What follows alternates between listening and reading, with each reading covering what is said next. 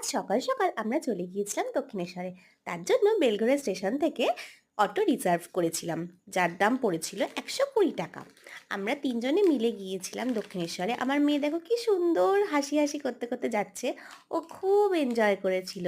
দক্ষিণেশ্বরের স্কাই ওয়াকের উপর দিয়ে আমরা হাঁটি হাঁটি করে গিয়েছিলাম, আর ওখানে ছোট ছোট দোকানগুলো দেখতে দেখতে খুব ভালো লাগছিল আমাদের যেতে। আমরা একটু বেলা করে গিয়েছিলাম, সেই জন্য খুব ভিড় হয়ে গেছিলো। যদিও আজকাল দক্ষিণেশ্বরে প্রচণ্ড ভিড় হচ্ছে।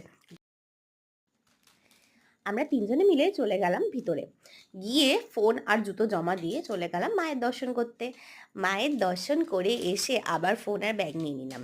যদিও ব্যাগটা আমার সাথেই ছিল, কারণ মেয়ের খাবার ছিল তার মধ্যে। সেখান থেকে প্রচণ্ড খিদে পেয়ে গেছিলো, তার জন্য চলে গিয়েছিলাম ফুড জোনে।